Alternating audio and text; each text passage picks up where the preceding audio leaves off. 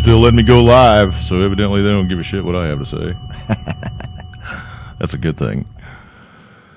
Smoke weed every day. Yes, sir, Bob. We don't hear that often enough. I need to start playing that more often. Okie dokie. Let me jump over here and load up the Skype thingy because we got a ton of people coming on tonight. Start off with Mr. Vaughn West. Get him added in here really quick like and fast.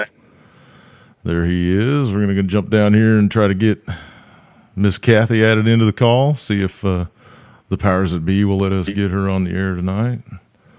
Scrolling up the list, we have Mr. Lance Mussa, getting him added into the call.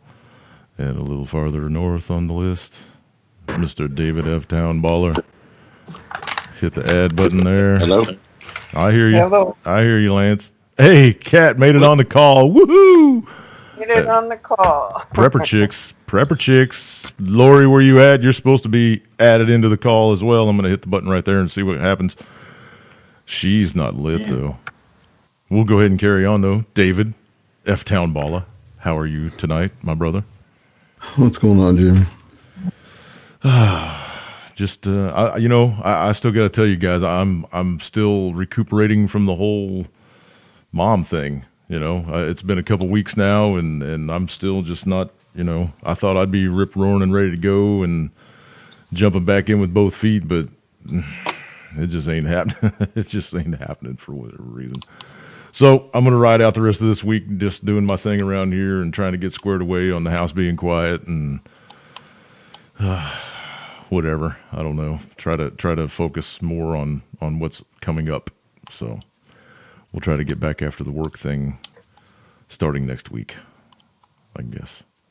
I did get some work done. I did get some ink done. Let me see if let me get my, some people that have me on Skype or have me on, Skype and Twitter have seen.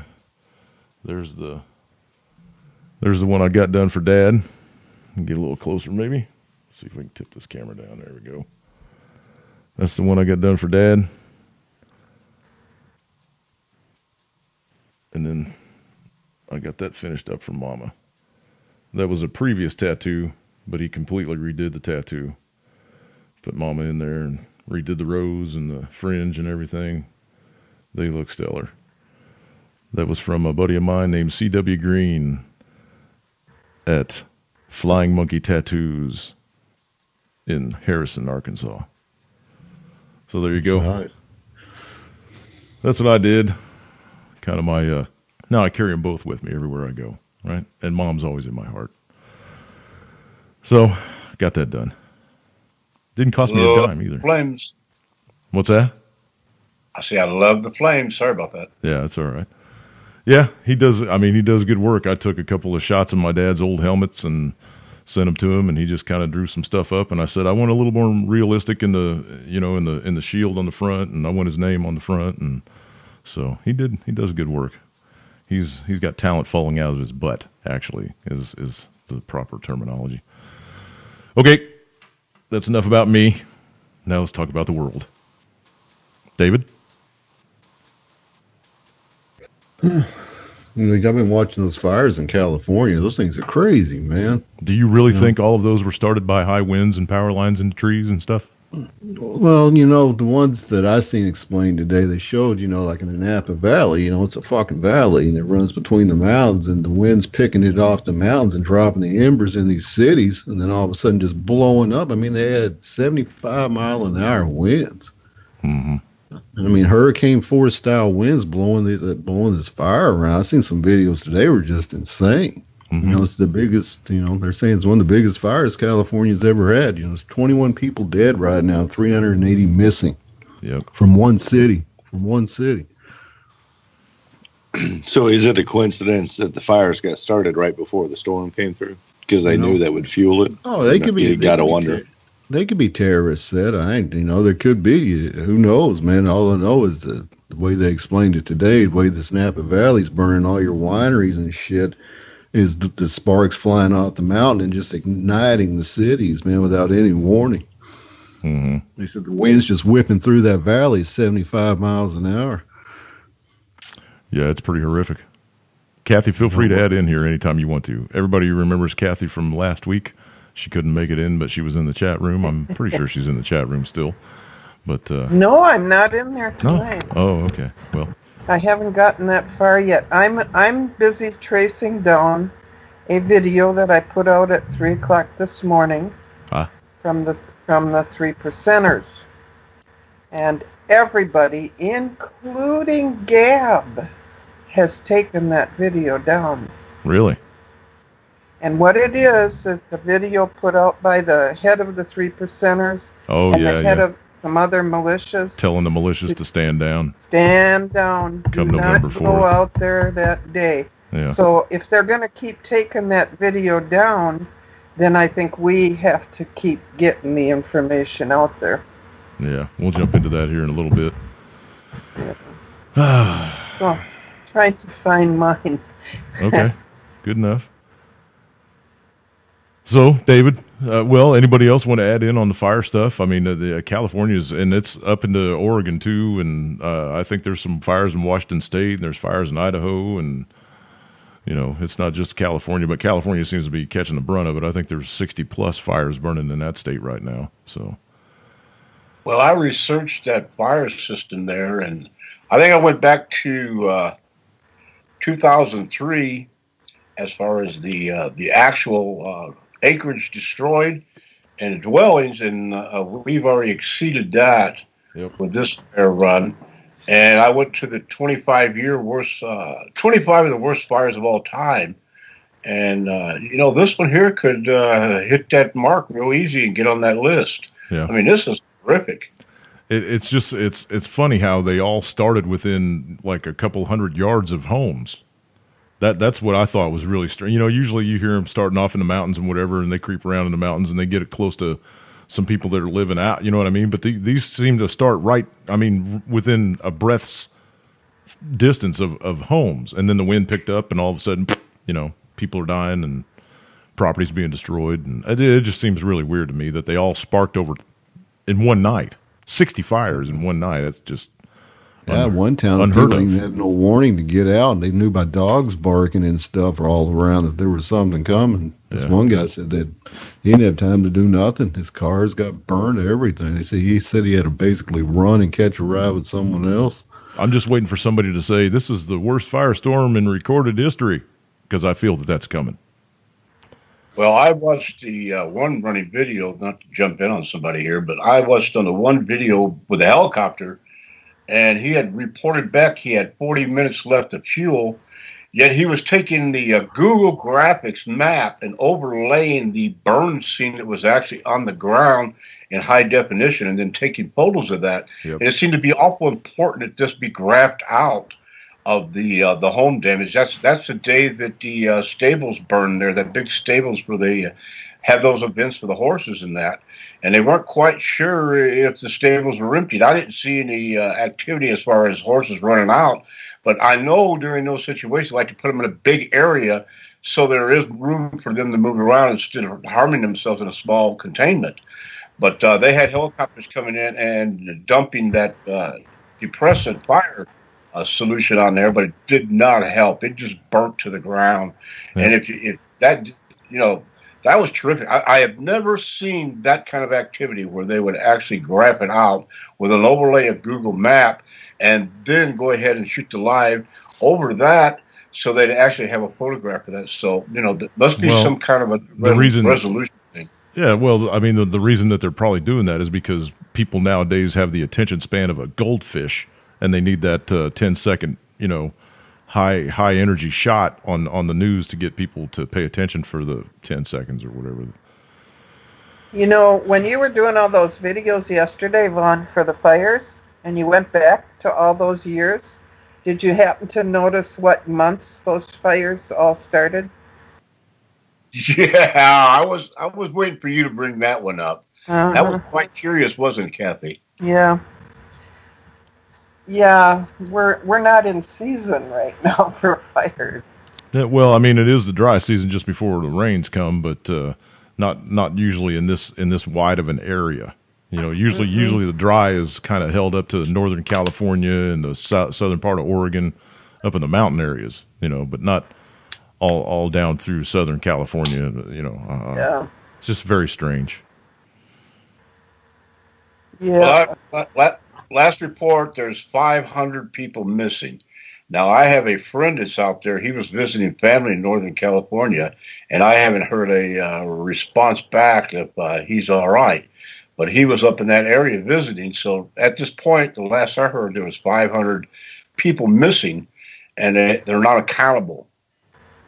Yeah, but they're saying that the cell phone systems are out, and very likely these people all evacuated to somewhere, but they don't have the cell phone working that they can report in. That was the crazy thing. As soon as they evacuated people in some of these holding areas, they had to remove them because they've become encircled with fire. I mean, it's bad out there. Yeah, 3,500 structures have been burned to the ground, and and then they got looters too. Is being reported heavy looting out there, and people just can't believe it. Here, whatever they got left, people are coming in and stealing. Hey man, there's a lot of big money up in Napa. That's one of the areas that's burning up there in the wine country. There's a lot of big money up there. They'll be running out of there with 70-inch TVs and shit. Yeah, that's where the looting's happening.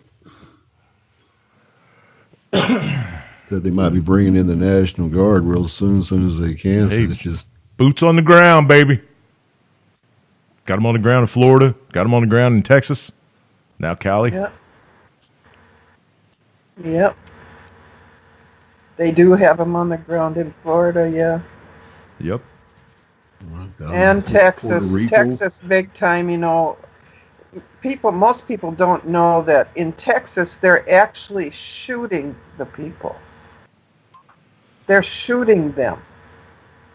And so when the 3%ers went down there to make their donations and to help with the rescues, they were in their boats and a body would float by them and that body was shot in the head. So we got more things going on than we're being told about, that's for sure. That's because they didn't get the body count they wanted from the storm. They dumped 50 inches of rain on Houston and were expecting people to just go floating off into the ocean, by the hundreds. And it didn't happen because Texans are some hardy mother MFers. Yes, they are. The government right now has got Puerto Rico by the balls. They got those people trapped over there, man. Yeah, seen some reports coming out of there too. I saw that one you posted on, or that you tweeted out. The special forces, the ex-special forces guys that are down there wondering why the hell isn't the supplies getting out to the western side of the island. Yep. So you remember, Vaughn, when you and I and Rev Michelle were reporting on, this was several years ago now, how they were hauling out all of those caskets, those plastic-made caskets, and they hauled them all over to the East Coast, and then from there they took them to Puerto Rico. And we said then they were getting ready for a big storm in Puerto Rico. Yeah, I remember that. I remember that being reported everywhere a couple years ago. Yep. Yeah, that's the staging, because when you have areas, especially in Hurricane Alley, you have to be prepared to deal with the bodies, because it's either that, I hate to say this, you either put them in a big pile and burn them, or you do the respectful thing and put them in those lined caskets and dispose of them that way. It's what are you going to do with all the people? But they were already planning ahead of time. That's what I'm trying to say. Let's not spend any money evacuating them or anything. Let's just we'll bring some plastic coffins down there and just bury them when they die. That's right. We'll go into that. Did you hear? On the same subject, did you hear how they were dissatisfied with the what Nate did? Yeah, they were kind of heartbroken, and I thought, wow, didn't it work out? No, none of them have so far. They wanted Irma to go, to stay off. They wanted the eye to stay offshore and just dump rain, copious amounts of rain over the center of Florida, and it didn't happen either. They couldn't control it once it made, a little bit of landfall. They forget about all of God's people out here praying that God turn them storms a different direction and make them dissipate. And I know that God has answered those prayers. I know he has, because I've been one of them praying. Yep. Oh yeah, I had a father and a brother in harm's way in that one in Florida. The thing is that people out here that are hearing us right now, you have to understand. We make some of these bold statements because we already understand that the weather modification has taken place. I did a video, and several other people did videos of just how much of this seeding and activity has gone on. And if you watch some of the videos, they'll show you how the harp rings, or whatever in the world you want to call it, because it seems like when a big storm comes, it's got these big hash marks across the moisture barrier, creating more of an intensity. In fact, we have one right now that's developing. I don't know if it fell apart, but one's developing right now around the Florida and Cuba area, and they're scared that may get into the Gulf. I don't know if that's still active or not. See, Nate didn't do poop. They tried to generate the hell out of it, and it didn't do anything either. It just dumped a little bit of rain, and they've been doing this crap. They've been seeding these storms and trying to learn how to manipulate them and move them and whatever since the 40s. It's all in black and white. It's all in, if you go back and look, you can find the stories. So I don't know. Anyway. Can one of you put the link to this show down below here, and I'll get it posted out?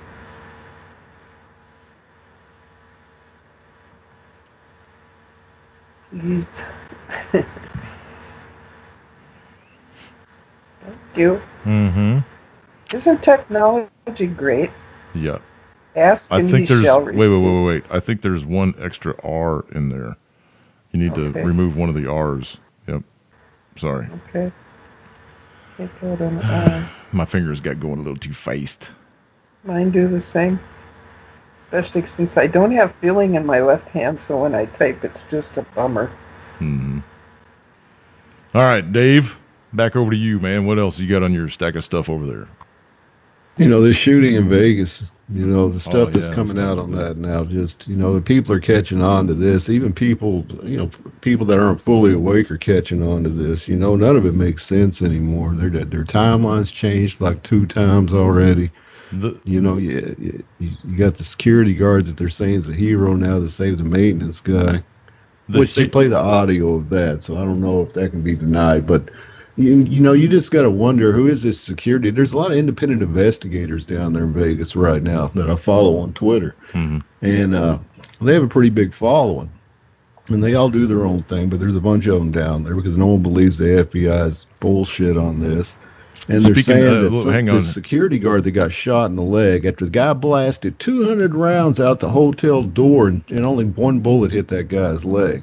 And that was 6 minutes before he started firing on the crowd, right? Yeah, 6 minutes before he started firing on the crowd. And, it took the cops an hour and a half to finally go in the room. And I know they're saying, well, we wanted to make sure, but the dude had already stopped shooting like 30-something minutes before they even went in. They knew he had stopped way ahead of time. And none of it makes sense. And, there's some hint that the security guard might even be in on it from these independent investigators down there. They're saying they've done a list, a security list of guys that work for the Mandalay Bay, and this guy's name wasn't on the list, on any list that they've seen. Back up for just 1 second. I want to just draw everybody's attention to the FBI agent that's been hawkish over the shoulder of the county sheriff every time he goes on the air. He was the one I had the questions about, because at first, it seemed like the sheriff was dropping some truth and telling everybody what actually, was occurring when the shit was going down. And then all of a sudden this FBI agent starts standing around behind him every press conference that comes out. So I started wondering who this cat was. And if anybody really wants to know who this cat is, he is the son-in-law of John Podesta. Wow. Let me throw this in here. We've got a lot of YouTubers that have been calling this a hoax. They have been calling many, many things. Let me say this real clearly. Regardless of what you want to call it and being programmed to call it, it's a freaking crime. If you call in a falsified deal into the police, they arrest you, you go to court, and you get charged for a crime. Somebody has committed committed a crime out here. The media has committed a crime with actors. This whole thing is a crime. It's no longer a hoax or anything else. It's a straightforward crime. It needs to be called exactly what it is. It's a crime. You know, it's being reported yesterday, or was it last Monday night? I think it came out that the shooter's main house in Reno was broken into in front of the FBI. That someone broke into the house. I posted a story in my group from Fox News, and it was on CNN and everywhere else. While the FBI were stationed outside? Yeah, and someone broke in. Someone went in through the front door and broke into it. Out there, and that's where they said, quote unquote, flag. His gun stash. Flag. That's where they said his gun stash all was, and all the evidence that they needed, and someone mysteriously broke in. They're not saying what was taken. Oh, okay. Whoa. Hang on. So the FBI had agents posted outside of his house. They didn't box up any evidence and take it back to the lab at Langley or anything. They just left it in the house for days. And then somebody mysteriously broke in and fucked with all the evidence. And they said that they were still going through it all and processing it. They didn't say bullshit. Yeah, I don't buy it whatsoever. You know, everybody's like, well, what's going on here? You got this house, on surveillance constantly. Someone's parked outside, and the dude walks right through the front door and messes with all the evidence. This is so far over the top again. We said this last week, too. This is so far over the top that even the most asleep people out there need to be going, what the F is going on? And they are, too. There's a lot of people that are, awake to conspiracy theories that are even saying, man, this ain't right. We're not being told the true story, and it also came out today from the CEO CEO of Wynn Resorts. Chairman and CEO of Wynn Resorts, Steve Wynn, told Fox News yesterday that he knew Stephen Paddock because he was always gambling in his casino, and the dude never ever touched alcohol and always acted rationally. This is from the CEO of the Wynn Resorts there. From everything I'm hearing about Paddock, respectful. The dude never drank. From everything that I'm hearing about Paddock, he was a millionaire and he acted like a millionaire. Yeah. So, he had 2 airplanes. He went to Europe all the time. Now, I did see a story. I saw a story. It's been several days ago now, so I can't remember where it came from or anything. I'm just not one of those kind of guys that posts everything.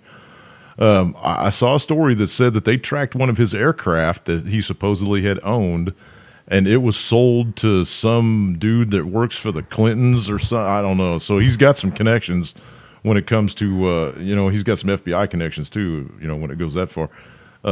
The whole gun running story thing, I'm not sure about that. I don't know. We'll go ahead and dive into it all, though, if you want to. Go ahead. Well, I'll give that. He was a part of something that got busted up by somebody, man. It wasn't, all I know, what I believe personally is the shooting happened, but it wasn't him that was pulling the trigger. Mm-hmm. I saw, well, go ahead, Vaughn. You had a comment you want to throw in there? Oh, I'm sorry. I was just going to, that airplane was sold by Paddock 3 years ago.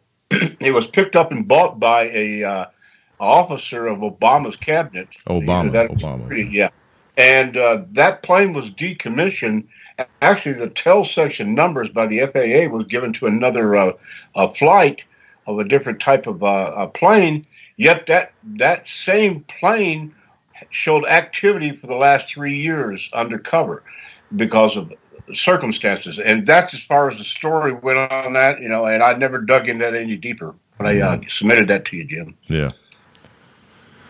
Okay. So, there's just all kinds of hinky shit about this Paddock character. You know what I mean? He doesn't sound like the normal patsy when it comes to a staged event like this. I saw some interviews with some people that said that Mossad is deep into this, up to their noses. That some of the gunfire was coming from the lights behind the stage. I don't know that could even be remotely true because of the sound signatures of the weapons. Nothing was that close, to the people running that could have been coming from behind the stage or whatever. so I'm not sure about that one. I don't know. There was a couple of videos that I saw earlier today that after the automatic gunfire had quit for a couple of minutes, then you hear single handguns, single shot handguns, about 5 rounds go off. I don't know if that was the police shooting back at the building or I have no clue, but that was the first time that I'd ever heard that video. Anybody that wants to say that nobody got killed, I've seen a couple of videos where it's very, very obvious that the person in the center of the video was stone cold dead. So, but you got to question, those windows were hurricane-proof glass. But they were able to open. Some of the floors had windows that were able to open. I'm not sure if it was the 32nd floor or the 4th floor or wherever I don't know, but there is. Well, the deal is, a picture came out of them putting a piece of plywood over the windows he busted out, and there was a guy underneath on the 31st floor that had the window completely open. There was 2 guys above on the 33rd floor that had their window completely open. And I did some research into that, and those windows, the maintenance guys have key cards to them where they can stick a key card in there, completely open them up. Yep. To do maintenance type, or other than that, they can't be opened. They're hurricane-proof glass. It's mandatory state policy for buildings that high up. They got to have hurricane-proof glass. And so this guy was able, in that picture that someone accidentally leaked out that the cops are trying to investigate who of him laying there dead, and that hammer laying over by him, and the 2 guns by him, and that ammo on top of the blood. So you're telling me he busted out hurricane-proof glass with a hammer, regular nail hammer, and no one heard it. No one heard glass falling to the streets. He broke out 2 of them, and no one reported any glass. And he obviously that happened because all the news shots of the hotel showed them broken out. So obviously they were broken out. But I can't believe nobody reported broken glass falling, or no one heard him breaking glass. Yeah, because there was a bunch of people standing downstairs outside. From the video that came from the cab driver, there was a ton of people standing around outside that building. And even with the gunfire going off, they were just standing around outside that building. So, now, regardless of with a hammer or no hammer, he might have tried to break the window with a hammer, and when he found out he couldn't, he shot through it and broke it that way, because I'm pretty sure that a .223 will go straight through that glass. Those bullets travel at tremendous velocity. So, hurricane-proof doesn't equal bulletproof. Yeah, he could have shot him out. There's all kinds, but I don't believe that Paddock did this at all. Not at all.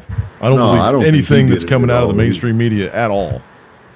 Well, let me add to that, because the reason that statement is so true is because of the simple fact the crime scene that they showed is tainted. Okay, that is not even the same room. There was a prior video that showed that same room, and everything about that room is not right. There's the brass, the casings, the spent casings of the bullets lying upon the ground that wouldn't be enough to even go through a couple boxes to a firing range. Right. The multitude of weapons, the way the weapons are arranged with the 2 chairs set together, and so many things about this whole scenario that stink. That's crime, okay, because they're feeding this to us. That video is criminal. That is a crime to the American people's mentality of their thought wave. To put that out there, that's a crime, and whoever did that should be prosecuted for criminal charges, because that. You can talk all day long about criminal charges and this is a crime and that's a crime, but they run the criminal justice system, so you're never going to see anything like that, man. That's just blowing wind. That's just blowing wind. I agree with you 100%, brother, but you're getting all worked up about something that is never going to happen. Never going to. We just need the truth to come out about this, so that people can look at the federal government and the state governments and the local governments and say, you are all full of shit and we don't believe anything you have to say anymore. We don't give you any authority anymore. F off. That's what I want to happen from this. About. You're right. Because, that's what I want to happen from this. I followed the case, and what I found was that if you look at it real close, the guy that was running Homeland Security, he is involved with this body scanning outfit, and they've already set in motion that they're going to go in here and set those up. Yeah. So this is about money, guys. This is about money. This whole thing. Absolutely, it's about money. Absolutely, the whole Chertoff thing and the body scanner deal. That's it's going to happen. You watch, it's going to happen within a matter of months. I guarantee you, there'll be some jerk off in Congress that'll say we need to pass this and put the body scanners in at every casino and sporting event in the world. So that's coming. Terry asked a good question in the room and says, "Hey y'all, does anybody think this guy's really dead?" Now, I do got to say that I saw a video, and I don't know if it's him or not, but it sure looked like him, that was taken 3 days after this event of him sitting at a casino gambling, playing cards. So, I don't know. I for sure don't believe the picture of him laying there with half his face gone, and I don't believe that this cat had anything to do with this shooting whatsoever. Well, what we're going by is there's a photo out there where Padlock has a 13 on his neck by his Adam's apple. If you look real close at that video, that propped up video that the FBI released by accident, there is no tattoo of 13 on the man's neck. So, who is that lying there, or is that? That could be a stock photo for all we know. That could be a photo from some movie script. From some movie cutting room floor. We don't know. Lance, chime in here, man. I got two thoughts on it. For one, it was an Illuminati sacrifice. Absolutely. 32nd floor, happened at the bottom of the Luxor. 1001. With an obelisk there, the Sphinx. It was a 100% Illuminati sacrifice. Absolutely. That happened at that exact spot, and that's why it happened at that exact spot. It was a sacrifice. And there was bloodletting. The Vegas Illuminati playing cards, matches it to a T. You had the 10 and the ace, 10th month. Ace is a 1, first day, October 1st. Illuminati, Vegas, matches it perfectly. Yep. Second, it is to ridicule people like us even more. Because anybody who comes out against this now is a conspiracy theorist, a nasty, dirty conspiracy theorist, because this has shocked the nation so bad. So many people got killed, and then you're going to come out there and say that that's a fake story. Right. You're going to be labeled a wacko, more so a wacko than we have been before. And we've got people... That's the whole premise of this whole thing, in my mind. And we've got people deep in the truth community that was the first thing to come out to say. It's a hoax. Yep. Nobody died. Blah blah blah blah blah blah blah blah. And people are coming out shamming them for even suggesting that this worst massacre in American history could be anything other than what they're telling us. And this is discrediting anybody who goes against the narrative. Right. Those are my two thoughts on it. Because and that's another thing we talked about last week is that. When you say hoax or false flag, everybody equates them as the same thing, because they've gotten that so screwed up in the mainstream narrative that when you try to explain what a false flag is, people are saying, "Oh, so you don't think it happened?" No, it absolutely happened. Yeah, that's right. But it was for a political they're also purpose. saying that he used to frequent a prostitute, and she gave her a report to the Daily Mail out of the UK. And she claims that he used to, he used to be into forced rape fantasies. That he believed that 9/11 was an inside job, and he used to go on and on about it. And government conspiracies. He was real big into. Basically, they're saying what we talk about: 9/11, government conspiracies, and that he used to go off on this prostitute about the government and 9/11 being an inside job all the time. And so then you can see the narrative that they're trying to go for here. That they want to limit gun rights. They want to go after the truther community, saying, "Oh, this dude was a 9/11 truther. Look what happened." And so I knew they were. That's the narrative. And they did. I posted that in my group a couple days ago, and so of course prostitutes lie, but why would she just come out of the blue and say, "Oh, he thought 9/11 was an inside job"? Like a prostitute's going to say that. It's part of the narrative, man. At this point, I'm just going to laugh at all this bullshit, man, because I don't want to take it seriously anymore. I really don't want to take this seriously. I got better stuff to do with my life than to listen to all this drivel come out of these fucking know-nothings. You know, these poor people got massacred for whatever agenda they're trying. Sacrifice. Yeah, whatever it was, and the whole deal is the government takes it and spins it into a truther thing, and yep. Because they don't want the truth out. No. Well, no, they've always been butthurt since 9/11 that some people woke up and figured out that it was a false flag, right? And they've been pissed ever since. And so now every little thing that happens, oh, that dude was a truther. He thought 9/11 was an inside job. The government's been pissed that people woke up and figured out the truth about 9/11, man. But when you look at the whole thing, everybody out there just saying anything is absolutely right, because there's so many perspectives in this. And the way it's been put together, that if you only look at the small portion of each one of these things, your opinion and your thought wave will point you to that specific thing. But there has been some response that they're figuring 20-some people actually got murdered, and there's an unknown amount of injuries. But we were doing Facebook chase on the people that have been murdered, and the obituaries and so on and so forth, where the funerals are at. And we drew to the point that possibly, and there again, how much has that been tainted? I've always done that kind of research in the background, because you go after that person's name and backtrack that person with Facebook or whatever media is available and see how much reality is to this person and how far it goes back.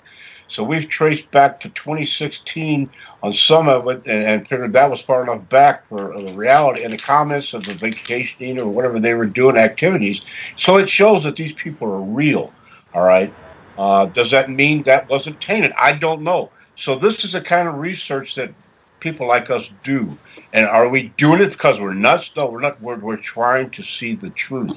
And that's what they're trying to prevent with all the mud in the whole situation, is to confuse it. And that's what I got. Most of the majority of the mud, well, I got to say that there's some of it coming from the truther community, because even today, as some of the families are laying their dead family members to rest, there are still people out there saying nobody died. But the majority of the mud that is clouding the water is coming from the official sources. They're giving statements, and then 2 days later they're giving a different statement, and then a day later they're giving another different statement. It's just so, and then you got the FBI guy, Mr. Podesta Jr., standing up there going, "We want to get this right. The American people expect us to get this right. It's about integrity." Fuck off. Sorry. F off. Well, there was a document, a news letter. I'm trying to censor myself. And I posted that came from supposedly came from Obama. I don't know why I keep saying his name. From Trump, that he was going to set this to rest and he was going to disclose what really happened in Las Vegas. Well, I haven't seen anything from him. I've seen him meet and talk with everybody. Now they're proclaiming that possibly he's been drugged and he no longer has capability to handle it. And in fact, I posted today that the Texas Senator, Alan Green, whatever his name is, the black fellow there from Texas, has brought a bill before the floor to impeach Trump. So this is really... That's like the fifth time somebody's brought up a thing to impeach Trump. Who cares? That's old news, man. That's old hat. He's riding somebody else's coattails. I've seen those stories since Trump got into office. We're going to impeach him. Good. Try it. Get him out. I don't care. There is nothing that goes on Capitol Hill that I give 2 squirts of piss about. You people can all go jerk each other off for all I care. Leave me alone. Leave my friends alone. Leave the rest of this country alone. Go move off to an island somewhere and install a bunch of closed-circuit cameras so you can watch each other on TV. Right? Amen. F off. Amen. What's this guy now? Oh, I'm taking this away from Dave. Let me turn this back to Dave, but we need to talk about this other guy this Wingerman or whatever his name is. Oh, yeah, Weinstein. Is he a Jew? I don't know. Yes, he is. Anyway, that was a facetious question. But anyway, yeah, let's go back over to David and see what else he's got on his stack of stuff over there. We still got an hour and 15 minutes to talk about all kinds of shit. So, all right, let's talk about North Korea then. You know. Yeah, because Syria is a non-event, right? I think that somebody cut off funding to ISIS. Jordan cut off the funding to ISIS, so the Syria debacle is going to go poop up, right? Anyway, go ahead. Sorry. Anyway, this North Korea thing, you know, we just flew bombers across the DMZ again, you know, early this morning our time, late over there. So we flew them across, and then I don't know how many they said, 12. It was a lot of F-16s with them this time. It's a couple F-22s. It's the most we've flown across yet. And we just sent a submarine that way that's over there right now. It's a nuke sub that's been retrofitted to shoot Tomahawks now. Man, before you know it, they're going to have the Air Force band on the DMZ singing "From the Halls of Montezuma." Sorry, go ahead. Well, you know, yeah, you got that. It's been announced that we're going to have 3 carriers training with South Korea sometime next month off the coast there, along with another nuclear submarine.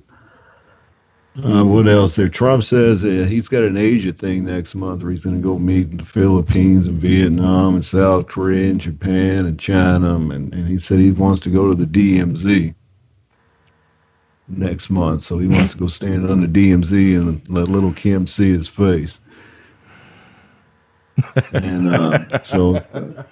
you know, you've got little Kim that came out today and said that Trump has lit the wick of war. Oh, God, man. That America's going to meet its fate through fire now. Let me go put my boots on so I can shake in them. You got Japan, where our troops over there the past couple of days, along with the Japanese forces, have been holding multi-evacuation drills. They're still holding them. They've been holding them for a couple days now, and they're practicing evacuating military style and everything else. So, you know, they're getting ready over there. You know, and like I said, that's just one part of what's going on. You got Trump tomorrow, or Friday, he's going to come out tomorrow, Friday, and he's going to say the Iran deal is pretty much gone on our end, the 6-party deal that we're pulling back. But there's a story up in the Washington Post that said that the Iranian National Guard's not going to be too happy about that shit. No, and Iran was interviewed today on CNN, the UN ambassador, and he's told Trump, you know, you're going to have another war on your hand, basically. They said that they're going to, if Trump comes out and labels Hezbollah a terrorist organization, or take that back, the IRGC, which is the fighting unit of Iran, he's talking about labeling them a terrorist group. And then also pull out the Iran deal, and they're like, you do either one of them, man. And they said, especially if you label IRGC a terrorist group, they came out and said that our troops will no longer be safe on any bases over around there. And so, you know, it's Trump is a puppet, and he's pulling us into war, and we're not going to avoid this. Unfortunately, it's going to blow on either end. He's been told, you know, he met with Henry Kissinger yesterday. Henry Kissinger came to the Oval Office. Wait. Look at Ricky's comment in the room, man. The very last comment in the room. Trump on the DMZ and 10,000 rockets coming over the horizon. Well, they said that his security force is having they said that Trump's security outfit's having a fit over this ever since he's brought it up. He brought it up about a month or two ago to him. He told him, he says, I need you all to secure a way for me to go to the DMZ. And they've been telling him, you don't want to do that, dude. And he's like, no, I want to. And they're like, all right, you're the president. We'll try to make this happen for you. But, you know, there's been other presidents walk the DMZ. He won't be the first one. I think Clinton did it, and I don't know if Obama did it. Bush did it. But this is a different story now with Trump and what's going on with little Kim. And so this will inflame tensions 110% with him stepping foot over there. And no, Lori, there's no rules on y'all. You can cuss as much as you want to. I'm just trying to censor myself so that I can maybe make an appearance on some other shows. So. Oh, you mean not on your show, on somebody else's show? But I'm attempting to censor myself on this show so that I know that I've got it down pat for when I go out onto the people world and your practice. Right. I just want to make sure that I got it down pat so I don't slip with a fuck off in the middle of a major broadcast and then they got to cut me and, you know, don't ever ask me back and all that stuff. So. Gotcha. Can I make a suggestion now? Sure. Burn that fucking shirt. Hey, man, I am wearing this special shirt. You guys ought to be proud of me for wearing this special shirt. Number one, it shows off. Oh, hell no. It's keeping my tattoo. It's keeping my tattoo open because it's still healing. It's only a week old. And number two, I'm wearing this real fancy shirt because I ain't wearing no pants. So.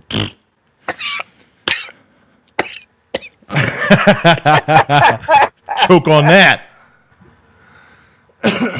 You know this is what they do on national broadcasts and stuff too, right? They got the three-piece suit look going from the desk up, and from the desk down, they got like gym shorts and tennis shoes and some old stinky socks on, and you just don't know because they're, you know, except maybe for Shep Smith, that guy, you know, with him being all faggish and stuff, he dresses to the nines, and he wants everybody to see that. I got nothing. I'm sorry, I went down a rabbit hole for just a second. Back up! No. I can only go back to the wall anyway. I thought he was going to Mama June's wedding or something when I saw him. I thought it was like, oh my God, it's Cooter. He's going to Mama June's wedding. We can see the reflection in the window behind you anyways. Oh, shit. No, you can't. I can't see him. I already checked. You got to log on to the Facebook or to the YouTube thingy in order to see me. Oh, okay.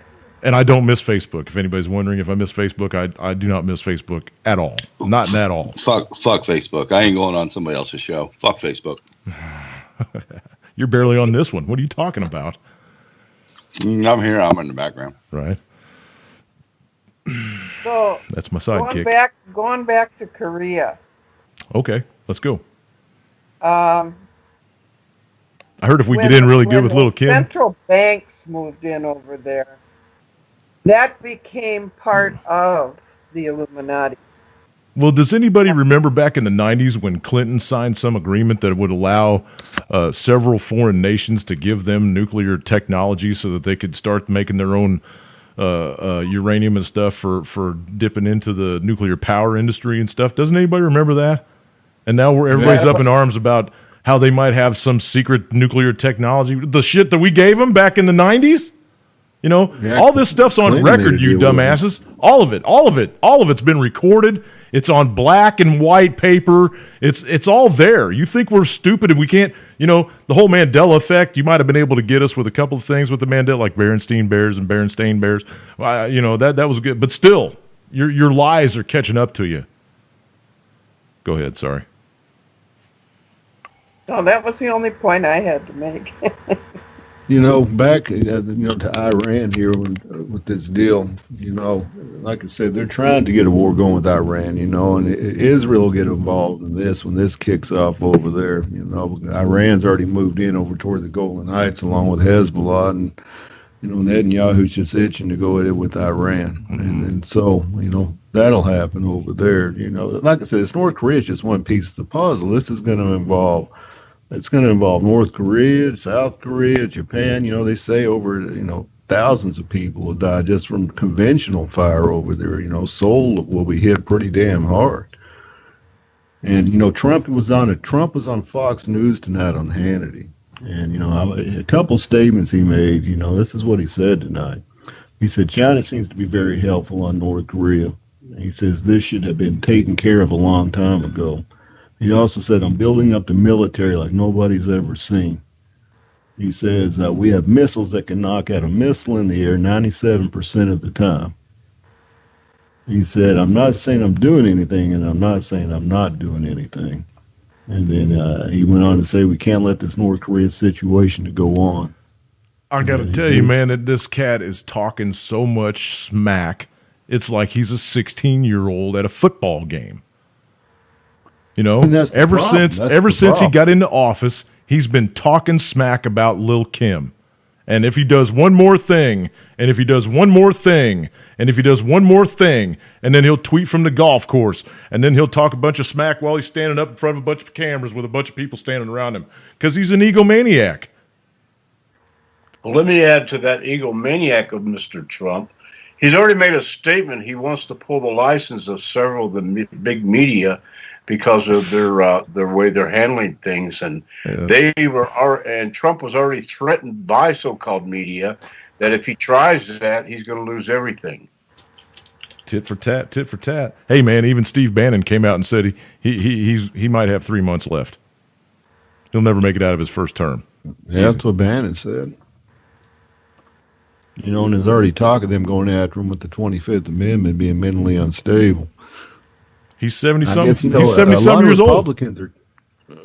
A lot of Republicans, big Republicans, you know, that Corker came out against him. Now, he's not running for re-election, so he's free to say what he wants. But because he opened his mouth, you've got some other big Republicans coming out now against him saying, dude, you're taking us to World War III here. Yep. And this is what Corker said. This is what this other Republican, I know they're not on our side. I understand that. But they're coming straight out and saying, they're worried about Trump taking us to World War III. I really believe some of these senators are. And his obsession with nuclear weapons today. I want them in tip-top shape. I want them polished and shined up, ready to go. I want to have the best nukes in the world. That's what he said today. And so he's got an obsession with pushing the fucking button. Let's have a big parade like they do in Pyongyang. His obsession is coming out of Israel. Israel wants that war. They want a reason to wipe out Iran before Iran supposedly gets all those bombs to wipe them out. I think they already got them. But it's Israel that's doing this. And that's why he lands in Israel. And again, he lands in Israel without saying a word, and he has the whole army of Israel out there welcoming him in. I'm like, what the heck? Well, yeah, because Jared Kushner told them all to, man. You know, Trump screwed Israel over the other day. His whole campaign election, he was telling Israel, I'm going to move the capital to Jerusalem. Yeah. He kept telling them, if you guys don't straighten shit out. Yeah. Telling them this. He came out last night or the day before yesterday and said, well, I'm going to give peace a chance first between the Palestinians and Israelis. I'm not going to move it right now. I'm not going to do it. So he pissed Israel off with that move right there. They really thought he was going to do this, and all of a sudden he backtracked. And, that's because the elite got into his ear and said, dude, you need to follow our script, not your script. Yeah, I personally believe there has been a coup in the White House. Well, and Trump is not in charge. The military is in charge. No American presidents have ever been in charge. Yeah, they're just a figurehead. They do exactly what the bankers tell them to do, because the bankers run this country. Trump yesterday had a meeting with Henry Kissinger, and this is what I've always been saying in all my shows and everything else. You've got two sides of the elite here. You've got the Bilderbergs, which you've got Soros and Hillary and Obama, and you've got the Rothschilds, where you got Kissinger, and now you got Trump. And Trump is working for the Rothschilds. And the deal is they both want a new world order. They want it two separate ways, though. One wants to go through the way of Russia first. One wants to go through the way of China first. And this is what they're doing with North Korea. The Rothschilds sent Henry Kissinger yesterday to meet with him and Mattis and Tillerson and H.R. McMaster, all their main military guys, and his chief of staff there, whatever his name is, that other general. And they all met. And Kissinger told them what the Rothschilds want and said that they want North Korea and China. They want to go this way. And so it's going to start this way with China, and it's going to start this way with North Korea, and it's going to spread over to Russia and Iran, because that's who backs Iran, is Russia. I mean, there's a roadmap to all this. You just have to follow, and it's just going to spark. It's going to go from the Asia theater over to the Middle East theater. It's going to go up toward Ukraine. Putin's going to blow through there toward Poland. This is why we've been massing NATO troops up the past year over there in the Baltic states. We know what's coming because we designed the fucking plan. We already know how Putin's going to react. We already know how Xi Jinping and China is going to react. We already know how the other players are going to react. And so we're trying to bolster each other. And this is going to blow it. They're ready to light the spark here. And, Kissinger told Trump yesterday, we need you to get this going, especially if Trump's not going to last too much longer, and the Rothschilds know it. They're like, dude, we got to get this dude to get this going, or the Bilderbergs are going to get their shot at going through Russia first. These sanctions that the Congress and the Senate voted on Russia, Trump was supposed to impose yesterday, and he didn't do it. He went against the Congress and the Senate and hasn't imposed these Russian sanctions yet, supposedly on the meddling of our election. Even though the Congress and Senate said you have to do it. They have zero evidence that Russia was involved in the elections in any way whatsoever. I cannot believe Facebook ads now. What the fuck? I mean, come on, man. They're gonna through Facebook. If you throw a dart, you're gonna wind up eventually hitting something. Come on, man. This is all a bunch of bullshit, man. I can't. Oh yeah, of course it is. But the deal is people need to look at this. Kissinger didn't come down to D.C. just to sit there. He gave Trump the Rothschilds war plan. Says we need to get this going in now. Because right after he met with Kissinger is when that submarine pulled into port, and right after that's when the two bombers flew over the DMZ yesterday. All this happened right after Kissinger was there. Ooh, I can't believe that guy's still alive. And then on top of that, we 90-something years old. On top of that, then we sail our ships through the 12 miles within those islands that China told us not to at the same time yesterday that we flew those jets over the DMZ. No, we were still in international waters. That was a big nothing burger. Our boat was still in international waters. So China come out against that today and said, "Listen, man, we told y'all don't do that." Yeah, but I'm serious, man. If you go look at where that boat was, we were still in international waters. So that was a big nothing burger. They made a bunch of smoke about that on the news just to get some kind of reaction. So China came out with a big story today, and they were upset about that. Yeah, because somebody was listening to MSNBC. I don't know. It's just China was pissed. Reading the story they put out from Xinhua Media. Well, I'm just glad that boat didn't stall in front of a freighter. That just like I said. And so, while we're telling China we want their help with North Korea, we're over there, and not that I agree with what China's done with those islands, with building them up, everything, because those islands are in international water. They fired the captain of the John McCain, too, by the way. Yeah, they fired him, too, for that wreck. Yeah. Oops.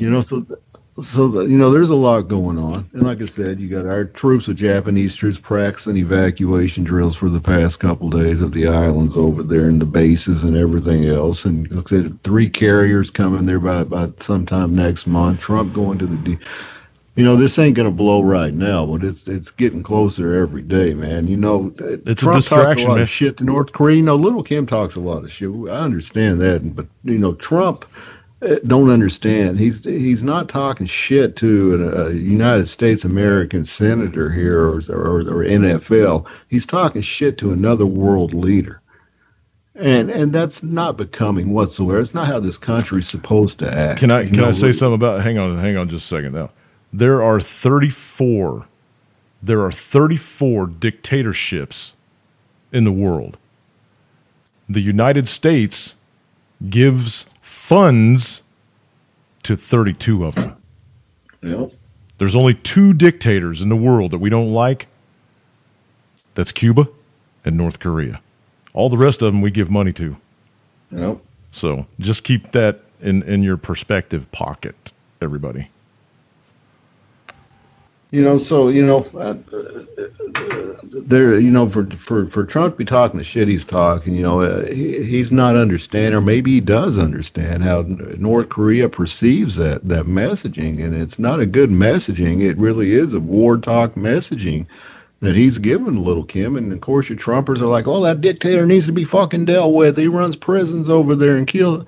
Well, what people don't understand is there's going to be a lot of people dead in this war. This ain't just going to be us going into North Korea like we did Iraq and that's it and it's over and done. This is going to spread. China's going to come in and face off against us, whether they like Little Kim or not, because that's their ally still. They don't want American tanks, South Korean tanks, north of the Yalu River, which is on the border with China and North Korea. They don't want our tanks up there because they see that we've got our tanks over in the Baltics right on Russia's border. There's nothing separating us and Russia in the Baltics. And China likes this boundary called North Korea. It keeps us back far enough from their border. Didn't Russia move a bunch of air defense equipment within like 20 miles of the border of North Korea or something recently. Yeah, they've got like a 24, 27-mile border with North Korea, and they've had their air defense there for a little while now already. They've been holding drills over there for like a week ago. They were holding drills over there and everything else. Yeah. You know, their main thing is they want to keep shit out of there. You know, the deal is China is going to intervene. This is what broke up the first Korean Wars. We went in there, China comes storming in. Right. You know, whether China likes Little Kim is irrelevant. The point is that they like the space there between they don't South want Korea they don't and want China. tens of thousands of North Korean citizens running across the border screaming, "Help me!" Yeah. You know, China's policy is they'll execute every single one of them, man, woman, and child. Anybody that comes streaming across their border, if we go in there, is going to be executed. Well, let me add this about China, which is a proven fact. China has cut back on military spending, taken their money and redoing their inner structure, while America is pissing all their money away on military. And Russia's doing the same thing. Russia is rebuilding their inner structure, and they're doing right by their people. Where does that play us in this world of this play out? We're the ones that are instigating these wars. We're the ones. Wait.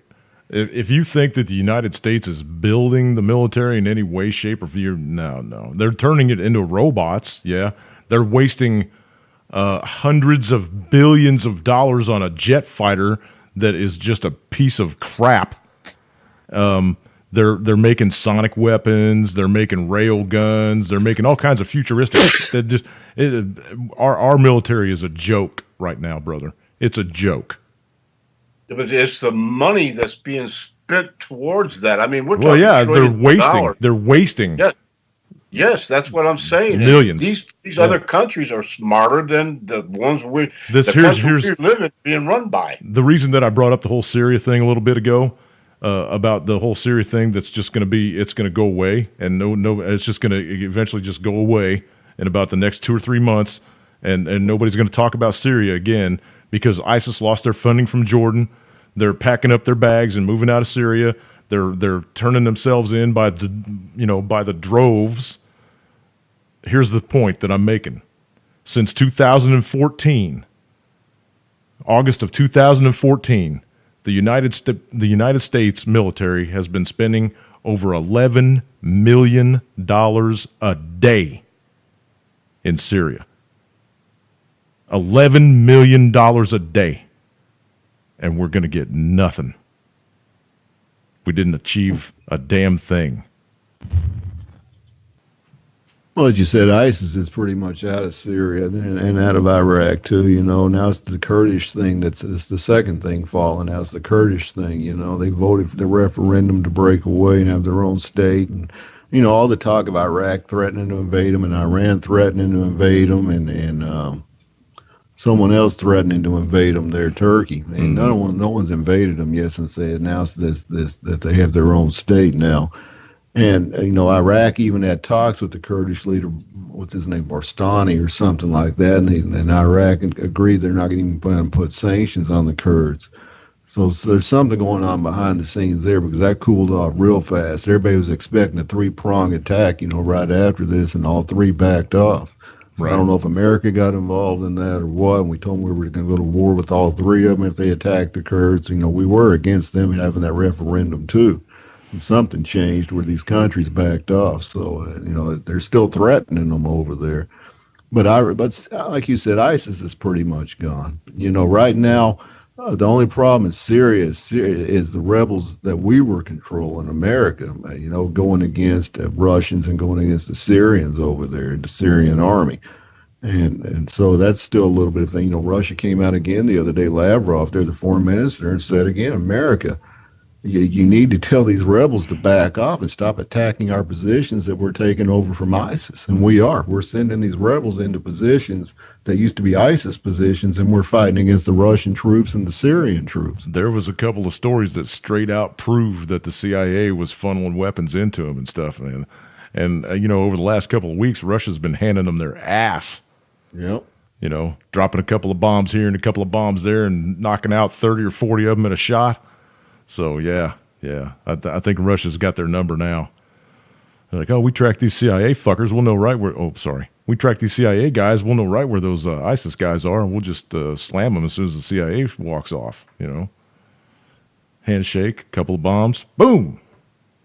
How do you think this all fits into the Illuminati plan that North and South Korea will become one? Well, that's what they want. That's what Kissinger and the Rothschilds want. They wanted one Korea over there. Probably because it'll all be a nuclear no-go zone. And that's what's going to end up being. We're all going to be a nuclear go zone. It's the deal is they're leading up to a huge war, man, and it gets closer every day. And every day we don't have it's a good day, but they have to have something. Trump's to blame. taking office. It's the rhetoric has been off the charts, man. They have to have something to blame the economy on, man. They can't let people just watch the dollar collapse around its ankles, right? All these countries are stepping away from it. They're getting away from the petrodollar. They're finding other ways around it. Cryptocurrencies just handing it to the dollar. They know that it's on its way out. It's just a matter of months, probably. And I've been saying that for a while now, but still, I mean, just look at the charts, man. Everything that's happening right now happened about this time in 2007, and we all know what happened then. So they got to have something to blame it on. They can't let everybody point at the banks and go, "You guys caused all this shit." You guys were manipulating everything on Wall Street. So, like I said, the BRICS is in place, and that's going to be the new IMF is going to be the BRICS, and it's going to be run out of China. And like I've been saying for a while, the IMF threw their backing behind the BRICS, and that pretty much said it all right there. This is all scripted. It's a scripted war coming up. It's the shift of power from west to the east. And in the end, America's going to be fucking decimated. I mean, that's the plan. We're on the losing end of this war. And not that there'll be any winners in a nuclear war, but we'll get the worst of it. We had it good for a long time. Oh, man. Yeah, we had it good for a long time, and that end's come. It's come. That $20 trillion in debt, that right there was a sign, man. We didn't know when to tell the government to whoa. Everybody was just sitting back, being fat and happy and making their money and all that, and nobody had any guts to say, whoa, guys, just chill for a little bit. You guys up there on Capitol Hill, just relax. We're doing all right. Maintain the safety here, maintain the security here, do a little bit of foreign trade. Bob's your uncle. Nope, we just let him keep going.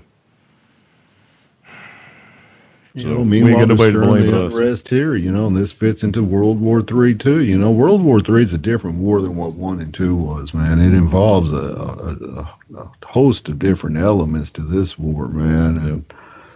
And like I said, America's going to get the shit in at the stick, unfortunately. And I hate to say that. I've got kids. I want them to have a future, man. I got a son fixing to graduate this year and go off to college. And we let them. It sucks. It sucks, to see what's happening, man. And it's horrible. Nowadays, you can't go anywhere in a public place in America without worrying about being knocked off by a real shooter or a fake shooter. Because you're not safe. They squeezed God out of this country, man. And when they did that, it took all the humanity out of the people here. It turned them into a bunch of greedy consumers, and they just, they kept pushing the evil agenda and do what you want to do, whatever makes you feel good, do it. I remember hearing all that crap when I was a kid, man. I remember hearing all that crap. What they announced we turned our back on God, so now we got what we got coming, right? Well, what they announced today all over the news, starting next year, girls are going to be able to join the Boy Scouts. Yeah. And we've been saying, Lance, back me up on this, brother. We've been saying it since we started talking on the radio, man. This entire thing is upside down. Everything that's supposed to be right is wrong. Everything that's supposed to be good is evil. Everything that's, it's just the healthcare system wants you sick. The justice system wants you in prison. In a long time. Yeah. And that's what Isaiah 17 says in the Word of God. It says that everything is upside down and inside out. Right. And when it is all completely flipped, Jesus is here. We win. We win. And that's what we have to keep in our minds. And that's exactly why I don't want to focus on any of this garbage every day anymore. Yeah. I want to focus on what's right. We need to focus on the who we are in Jesus Christ, and that we win. Yep. What is our duty now? It's to fight in the spirit. This is God's war. The only duty we have in this war is to call the angels in and place them where they belong. The angels are going to fight this war. This is God's war. And the Illuminati and all them other little organizations, they may think they're coming up against us, but they're not. They're coming up against God himself. Well, you know, good and evil controls this world. I firmly believe that. That's right. There's demons and there's angels, and sometimes the devil gets a few, sometimes the angels gets a few, and God gets a few, but it's a constant battle between good and evil in this world. I firmly believe that, and I believe there's a better place waiting for all of us if you live a decent life on this earth. And yeah, I look at the news just because it interests me, man. I like to see a roadmap of what's coming. That way, like I said, I've got 2 kids, and I worry about their future, and so I follow this stuff, and I can't protect them from any of this stuff. It's bigger than I am. It's bigger than any of us, man. I do believe we're living in end times, and I know that's been said for decades and decades, but we get closer to it, man, and it's crazy times we're living in. It takes decades for the end to come around, brother, you know. And the deal is, though, it's going to get very, very, very violent in this nation. It already is, and it's going to get even worse. And unfortunately, look, talk about just this pure savagery. That kid walks into, what college was that police station the other day in Texas, executes that cop, shoots him right in the fucking head. He fucking takes off running, and they finally catch him. Some college student, but he walked right into this police station. He was he was actually picked up for something. You know, there was a call of a weird guy. He was actually in there, and they were starting to question him. And when the guy started to question him, he reached back in his back waistband and pulled out a gun and popped him. Right in the head. If you read the story, it's very, very hinky. Why did they even bring this cat into the police station before they checked him? You know what I mean? I just don't. I don't know. That story sounded hinky to me for some reason, but it's an organic event because it didn't make national headlines. No. So it was completely organic, but I don't know, man. There's something we want to cover here real soon. I'm not sure what show it's going to be, but we're going to start the show out with prayer, and we're going to discuss the realm of the supernatural and the things that are happening, and talk about Mount Hermon and why Israel's so dead set on taking out Lebanon and all these other areas because it's up against Mount Hermon, and explain to you why these events are so important in the world today in the that form of evil against good. And maybe you'll be willing to tune in, maybe you won't, but we have a few on the board here that have a background in that, and the rest of us are studying up that we might be able to bring you something that's worth listening to besides all the world events as living in the world. We're going to step back away from the world and look at the world at a different perspective of how the Lord intended us to look at it. And I pray I'm not speaking out of turn on this, Jim, but I think that's what we have planned here soon. That's why I got to start watching my mouth.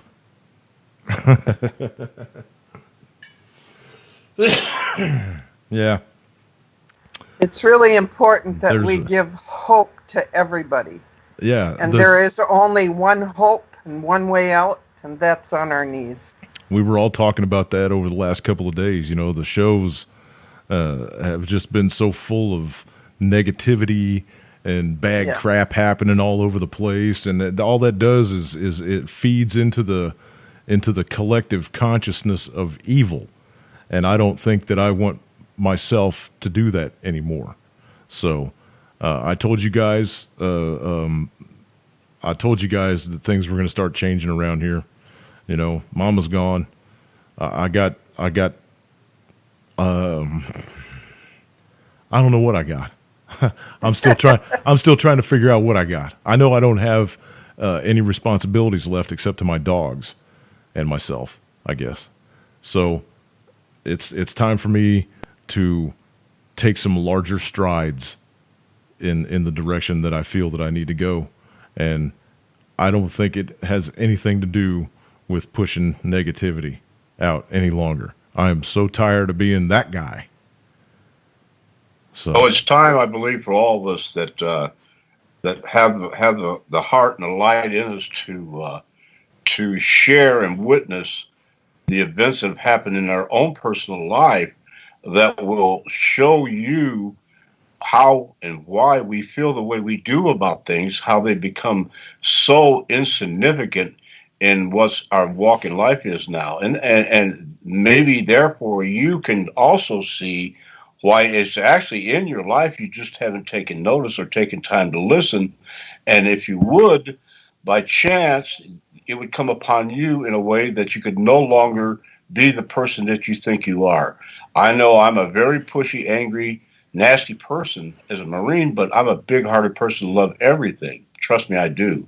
And I'm very concerned about how the world and how our children are being strayed and led into this web of a mix with electronics and everything else. These are the things that we need to talk about and just air it, and we have to pray before we do it, because I'm sure, because many times before Kathy and I have done these kind of events, and it seems like even as hard as we try to stay focused, there's always something of an element that comes in. So we just made it very important that we wholeheartedly had Jesus Christ, and the things that we were saying came from the Lord himself, and not boasting upon ourselves or anything or an agenda or anything, but just truth, okay? And truth as natural as it could be. And that's what we want to do, friends. And you may want to listen, you may not. Well, and the other thing is that you mothers out there especially, you're going to understand this. We are the only hope that our children have.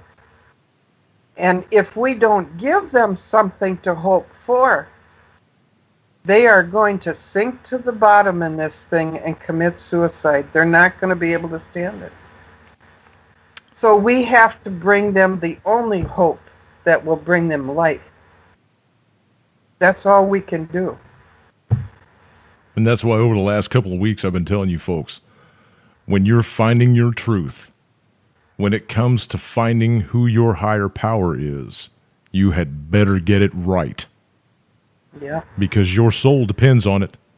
And here's another thing I want you all to remember.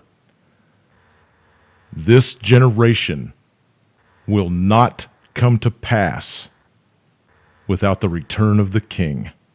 That's right. And here's another thing to add to that.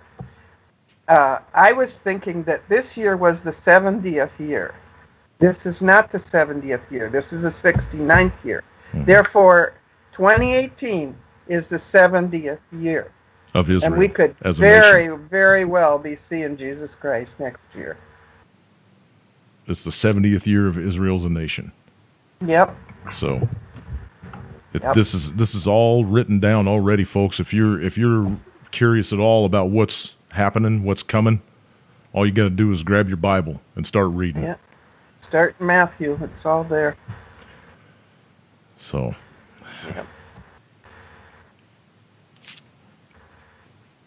Yep. And, the other thing is that I think people are going to mistake this war that's coming up. We call it the Third World War. But most people... This is the in war the between church, good and evil. They're going to mistake this war for the Gog and Magog war. This is not the Gog and Magog war. The Gog and Magog war comes after the 1,000 years that Jesus is here. This is Armageddon that's coming. This is the battle between good and evil. Yep. That's what we're in, and I think we've been in it for a while now. We're just getting deeper and deeper and deeper. I still, Kat tries to tell me I'm wrong, but I still believe that we are in the 7 years of tribulation. I firmly believe that we are in the 7 years of tribulation, just because of the signs in the sky, and different other different things that I've come across that make me believe that we are in the 7 years of tribulation. And I whether we are or not, I can promise you this: it's going to get a ton worse before it gets any better. That's right. So, just hang on, people. I mean, you've got to love the people that you love a little bit more every day. You've got to do something in your life every single day that makes you better than the day before. Because if you're not getting ready for this, you're going to get caught out. And if you get caught out, I would say God help you, but God only helps those that help themselves. Yeah, and one of the other things we talked about was that we need to, as a group, stay together, because we're going to give strength to each other. But you're going to find some carry snakes. Each other through. But you're going to find some snakes in the nest, people. Oh, yeah. You're going to find some out. snakes in the nest, so be prepared for that too. Pick them out and give them a bad mouse. Jeannie wants to know who all's on live, so I'll tell you who all's on live. It's me. It's Dave. It's Old Marine Vaughn. Mr. Lance Musser is on the microphone. And Miss Cat. She's a newbie. And Lori. Yeah, Lori's there too, but she's kind of staying in the background tonight for some reason. I was just listening. No, that's Lori. Lori's there. We love her. I want you to... One other thing we'd like to explain, and we're going to do a lot of research on it before anything we open our mouths on. And I'm really, sometimes I ad-lib stuff, and I cannot do this because it's that important. This is the final chapter, friends. The final chapter. And I want to really get deep into why it's so important for this third temple and what's really behind that, because people really do not want you to talk about that, because they are trying to do this in a manner, and what the roots of it is and what's truly behind it will amaze you and give you more insight of just how deep and how controlled we are in this world we're in right now. We're so controlled in the United States that we don't even know we're controlled. Yeah, that's the truth. The prison is so big you can't see the walls because it's in your mind. They got you. They've had us all. They had our parents. They had our grandparents. This has been going on for a long time, man, and the people that have perpetrated this on us have got some deep freaking pockets, man. Yeah. That's, a couple weeks ago I said, and I still firmly believe, there are very, very few people who are going to find the truth that is going to save their soul. So when that's what the Bible says, it'll be a remnant. When everything gets ready to go down, you're going to lose a lot of friends, everybody. We're all going to lose a lot of friends. Prepare yourself mentally but on for the that. other hand, Isaiah tells us that when all of this goes down, the world is going to come looking for the real Christians. And that's when our work begins. And that's why I think we should begin it right now. Or is that where we're going to talk right now for a little bit? If we are, we need a prayer in here, Kathy, to shield us all. Please. Happy to have one. Go ahead and pray. Go ahead, Vaughn. Lord, I pray, Jesus Christ, that you send the angels down to protect each and every one of us that are speaking at the moment, and the words that we speak that lead those that are hearing and us closer to you and what your meaning is of life, and that we will remain in the book of life and be able to enter into heaven.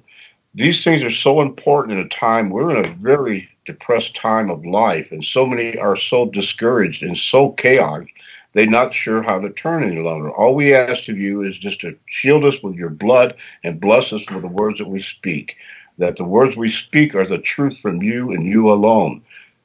And that I say, amen. Amen. Anybody else want to add in? Lori, I'd really like you to chime in here because you're one of my most spiritual friends. That's kind of sad. I don't have many friends, so. Well, that explains a lot. Yeah. My dogs love me. Yes, that they do. I can attest to that. All right. Please chime in here. Just a little bit. We've talked about the times that we're in on this show. And it's there's a lot of fear, I know, behind it with what's coming and what we're seeing. But take pause We know who wins this war, even though they might not win the battle at present. This concerns us, but doesn't. It's a spiritual war, and the faster that you realize that, and that you're just a pawn in this, each one of us is important to Yeshua, and I think that everybody here needs to start digging into what truth really is, and understand that. I know, Vaughn, you brought it up. Your feelings, and emotions, and what it comes out of your mouth, changes things, and even the Bible speaks of that in the book of John. In the beginning, God spoke, and it was. Think about that. Vibrations, frequencies, what we emit. There's been studies on plants and putting them in a room with negative people, and what happens to their growth versus being with loving people. I've seen it myself. I've seen it with animals. They can discern. I've seen it with people. Yeah, between a pure heart. We are up against an enemy that will not stop at anything to get us away from the true source where we came from. They feed on our negativity. 100%. I don't intend on feeding the beast any longer. There's a scripture in the Bible that says when we get too close to the end of the battle, we're going to look at Satan and we're going to say, this is what we were afraid of? Are you kidding me? Because he's powerless if you don't give him any power. Powerless. That's right. And we're so deceived because, at one time he's the angel of light. He was in command of the heavenly, the music in heaven before God's throne. He's this beautiful angel. He was an angel. And if you understand where you've fallen at, it just, one of my irritants is when people, oh, you're such an angel. No, angels were created beings lower than us. We are above angels. Now, does that mean if you don't know what you're doing, you take on Satan? No, you better make sure that you know what you're doing before you go down that route. That's not a door that you want to open up. Trust me. Angus, let's go. But yeah, we're up in some interesting times right now. And, the best thing you can do is get right. Get right in your soul. Yep. Well, that's why, like Lori's saying, Kathy's saying, Jim's saying, and everybody on the panel in their heart, believe it or not, the things that have been brought forward are from people that really care, because these things would not be spoken of.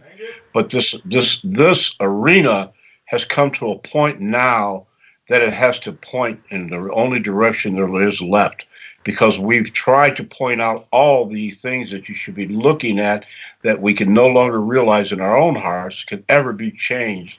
The only thing we can do is change ourselves and bring ourselves closer to the heavens and to the Lord and Jesus Christ himself. Therefore, we will shine a light. We all will shine a light. And once the light is shown so bright, those in the darkness cannot live in the light. Remember that, friends.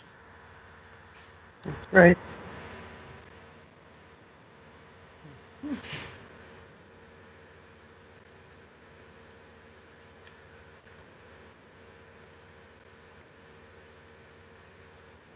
And Jimmy has left the building. I thought that was Elvis. Well, we've not seen Elvis, so that shirt that he has on today might. I don't know if Elvis would ever wear that. Here he comes. Yeah, you've met Kathy, haven't you, Lori? No, sir, I have not. I'm sorry. This is Kathy Rubio. This is Lori, Prepper Chick is her handle. And she and Jim and the group up here had been together a long time, and they brought me into the wing, and now we've got you. And this is a time. This is the times we're in, friends. That's why it's going to be a whole different menu of life. We need to look at the light, no longer the darkness. Well, it's nice meeting you, man. Nice to meet you, too. Always nice to meet another Christian. We got a lot of work to do, and especially the mothers got a lot of work to do. We think as mothers that we can't do anything, and that it's going to be the men to go out and fight, but God doesn't want us out there fighting. He wants us on our knees fighting. Yep, that I agree with. This is not a physical battle. No, not at all. And I'm going to mute my microphone, you guys. Angus got out. I'm going to go search for him really quick. I'm going to mute my mic and cover the camera up. So if I don't make it back here I'll try to make back here by 10. But if not, I'll end the program when I get back. Okay. Hey, Kathy, can you find that? You know what I'm talking about? The prophecy you were given. Do you want to take time and read that? I mean, I can read that, and that's good timing for that. Yes, I think it is. Yeah, I actually got this prophecy in 2008, and let me see if I can get it opened up here. Because we can see that everything that God said in the prophecy is now happening, which was really interesting to me. So how did the prophecy come about? I got up one morning, I was sitting at the computer, and I just started typing what was in my mind, and there it was. And it sure was nothing I was thinking about. But, yeah, there it was. Let me see. Huh.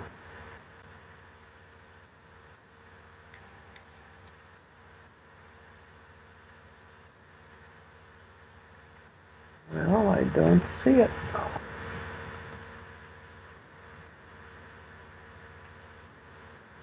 Well, I caught you off guard with that, Kathy. I should have given you more warning about that. I apologize.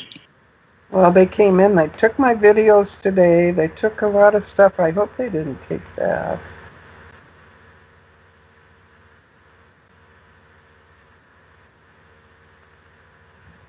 But I don't see it.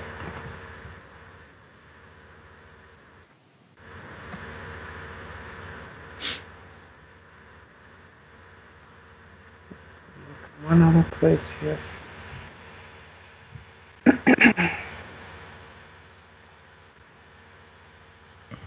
Yeah, I had all this stuff up for last week. They wouldn't let me on the air.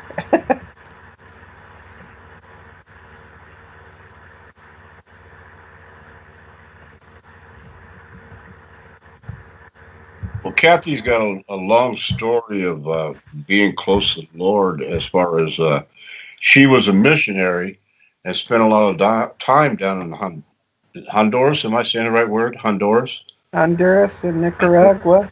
Nicaragua, right. El Salvador, Guatemala. Yeah. Yes. There's many stories that she can tell you that will just amaze you of the corruption and stuff, but showing the light of how the Lord touches each one of us at a given time to bring things back to where they should be. You know, she's had a full life of it, just like all of us have, you know.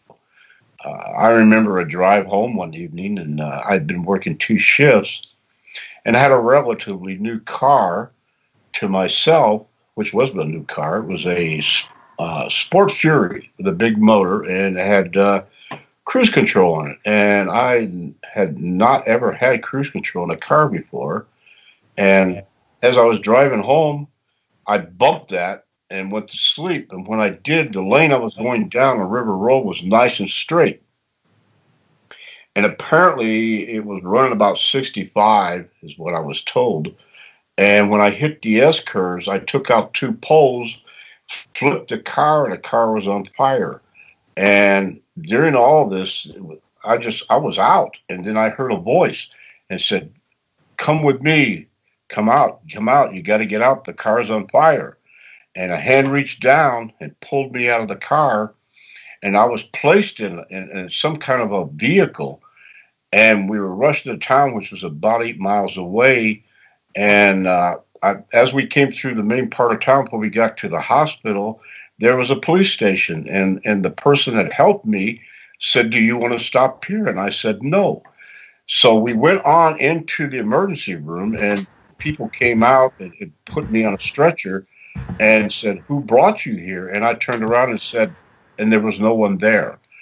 So an angel had pulled me out of that wreck. And there's many stories out here that angels have come into our lives and touched us this way. And I know many, many people have these stories. And these are the things that we need to bring to the surface, that people look and understand what these stories are about. Okay, I found it. Okay, so can everybody hear me pretty good? Yes, ma'am. Okay. He entitled this, "Let My People Go." And all who are putting my people into slavery will die.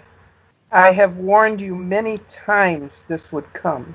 You would not hear me. In your pride, you are saying you are me. He's talking to the enemy.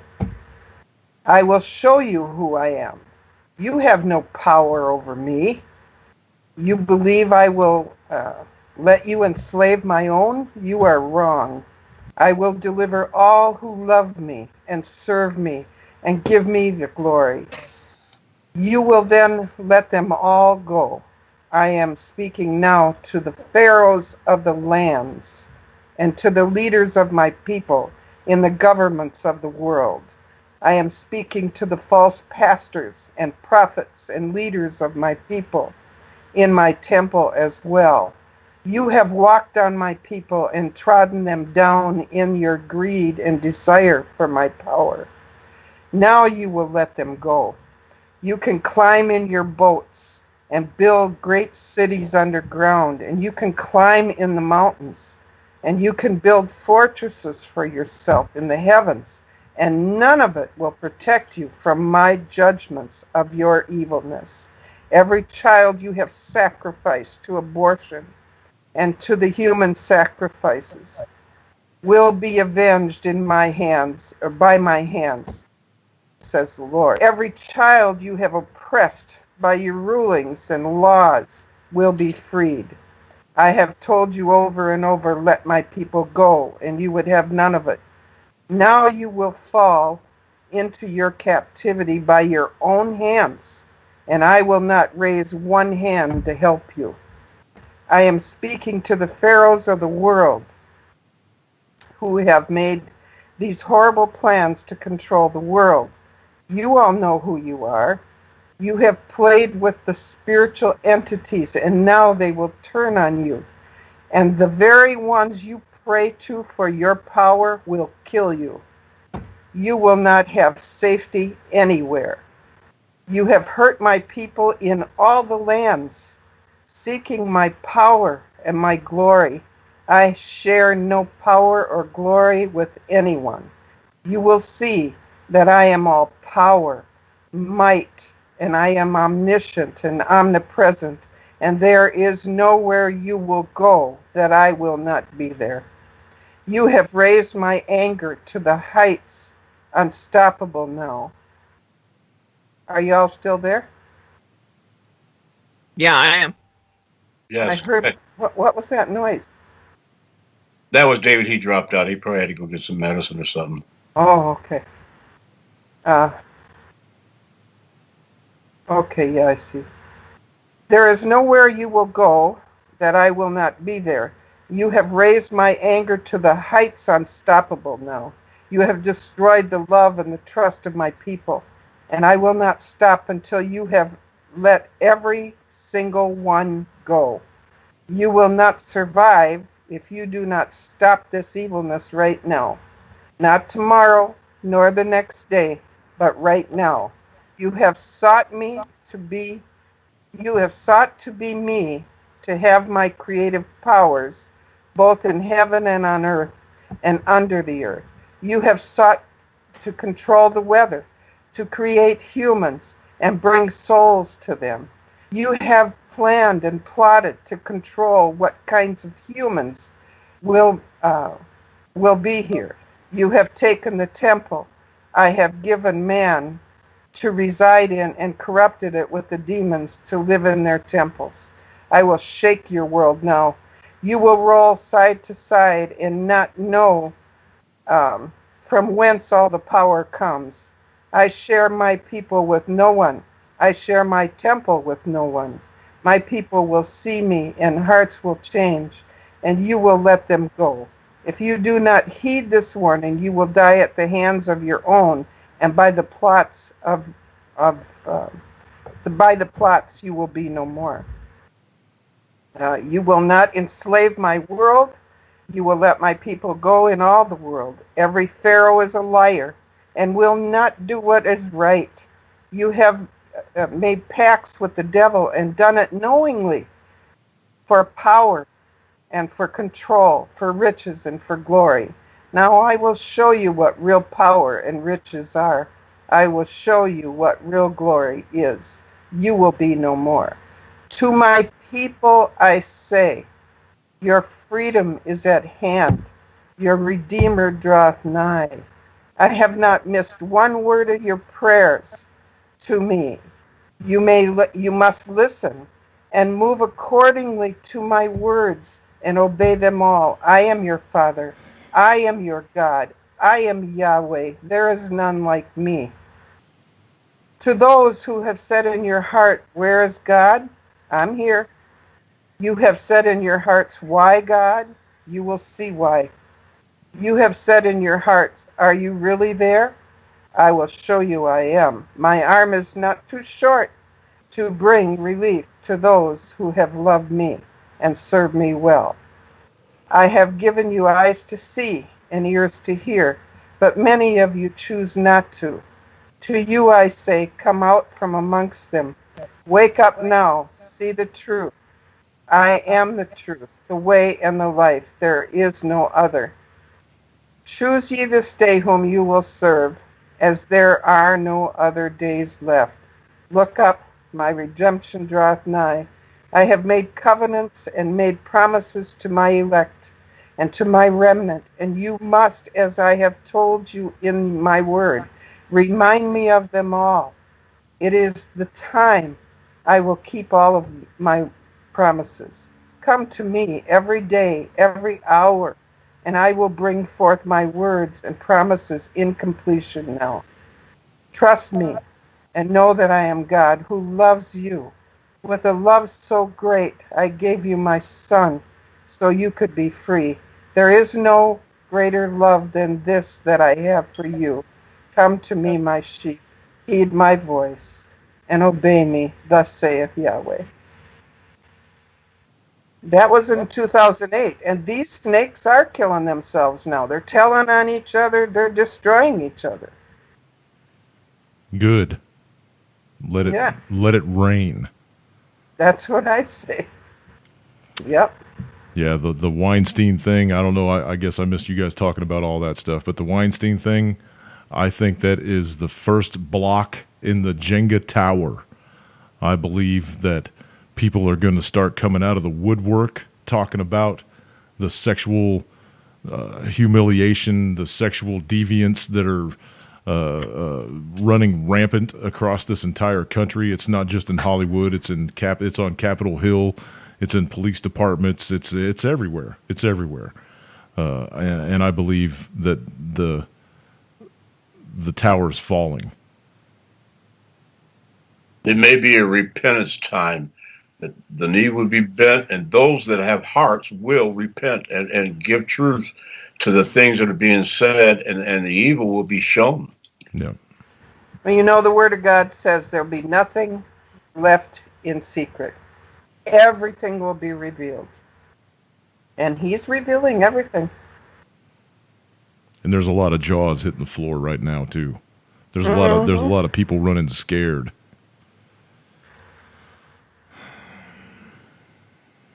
And then there's dogs running around in the woods like they have no care in the world. White ones? Yeah. Big pains in the butts. Oh, my dogs have been acting up too. I've got a big pile of mulch against the fence back in the back, and he finally found out he can walk up it and over the fence, I think. So, I don't know. It's my fault. You know, there's some reason that he can keep getting out of the fence, and I got to find it. So I walked around and looked, and that's the only place I saw paw prints on top of the bar. So that's what I think he did. Anyway, he'll come back when he's hungry. Oh.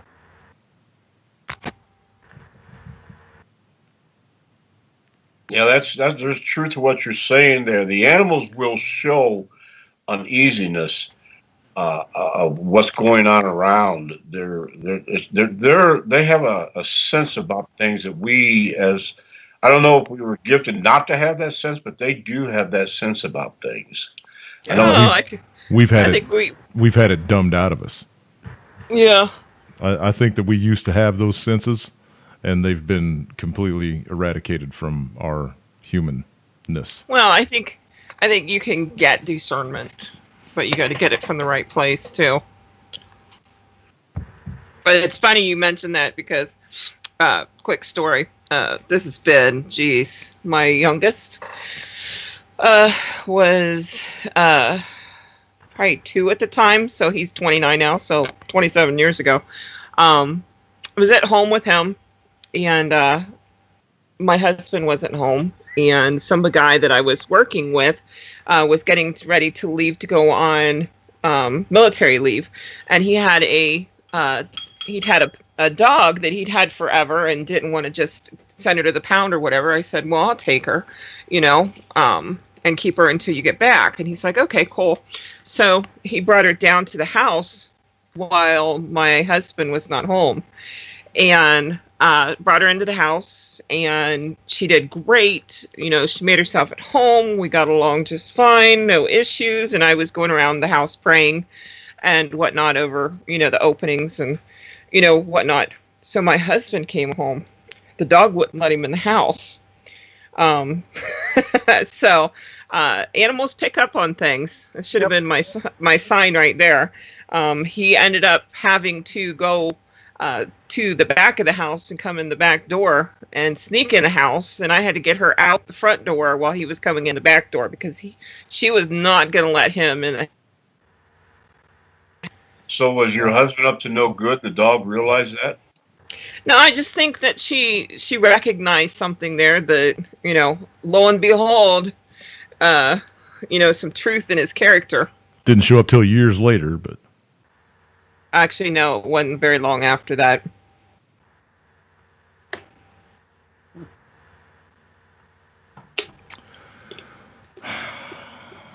Wow, we got 10 minutes left. So, anybody want to add something to the show? Anybody in the chat room want us to address any specific thing, issue, story, anything like that? It's going to take me. It's going to take me a week to try to decide exactly the direction that this show is going to go in. What kind of topics we're going to start discussing and different stuff like that. But yeah, it's going to be. Are different. You changing it up? Yeah, it's going to be different. I don't want to.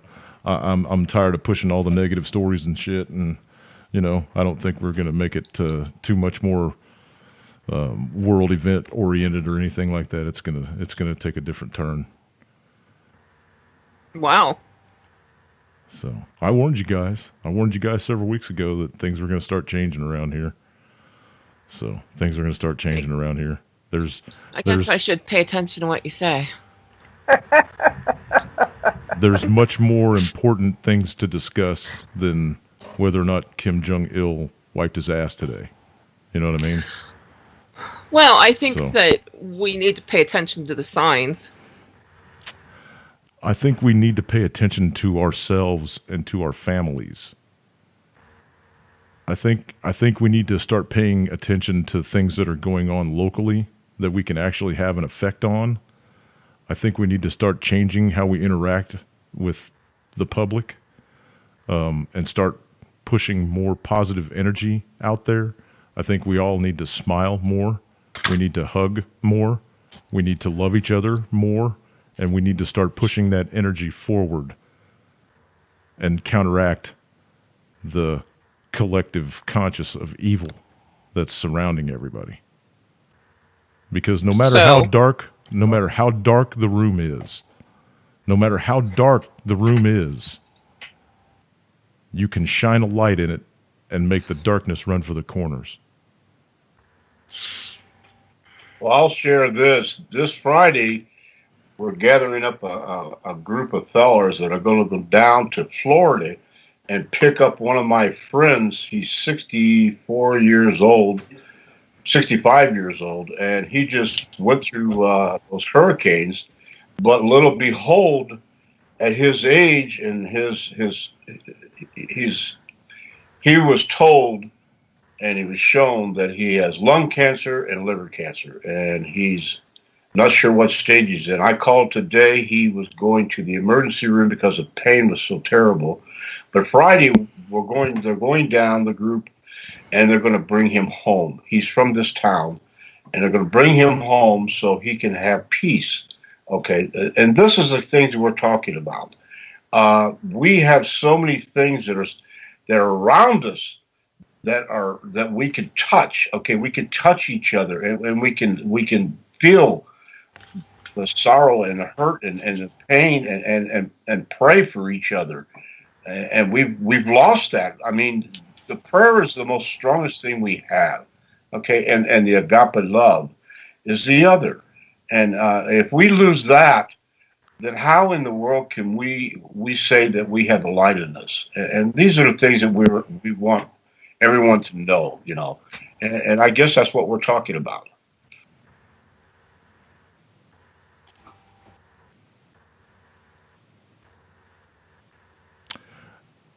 I used to post memes on Facebook that said, if you can't find a good person, be one. Oh, I like that. And I think that I'm going to take my own advice, you know.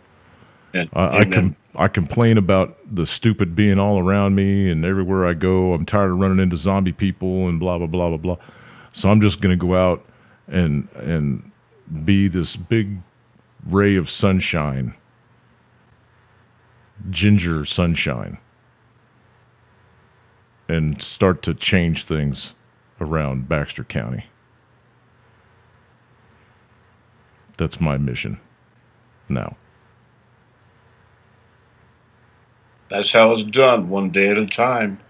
Well, I think she's more curious about the radio. How's that going to change? In the same way. We're going to start talking about positive things. We're going to start talking about ways you can change your life for the better. We're going to start talking about, I don't know. I mean, we might just tell stories. We might shoot off some rabbit hole topics, or I don't know. What I can tell you we're not going to do is, well, what I can tell you I am not going to do, because I can't speak for other people. I can only speak for me.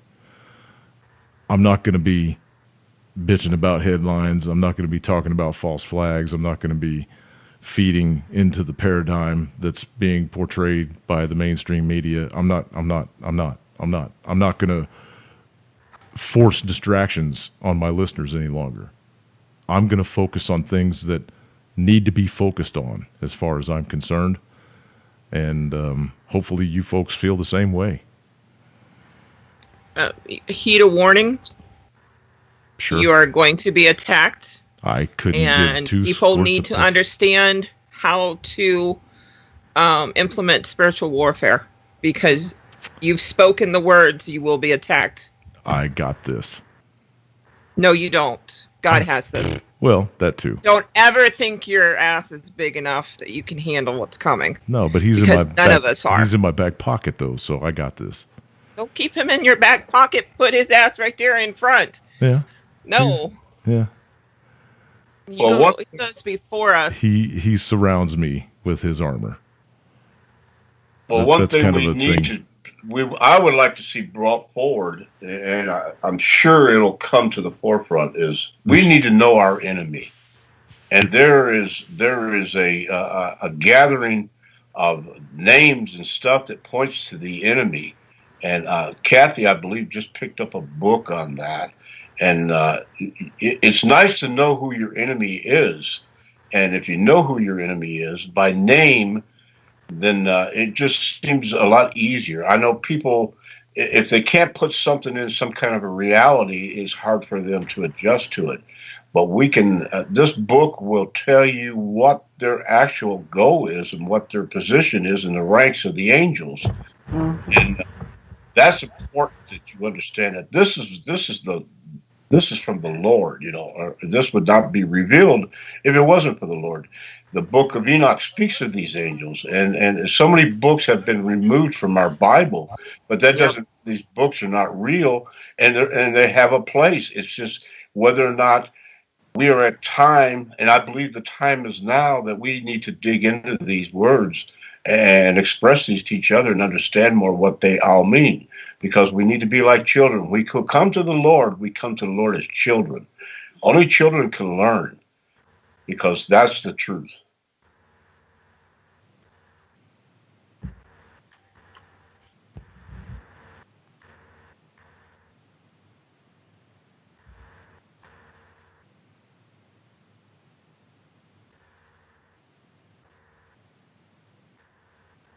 Did everybody go to sleep?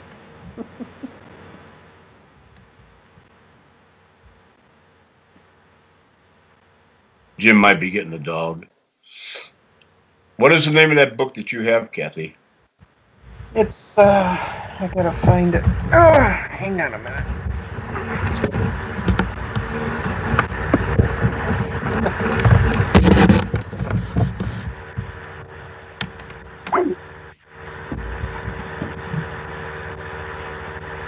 Is she still going to come up and go to highest point? It's called the Dictionary of Angels.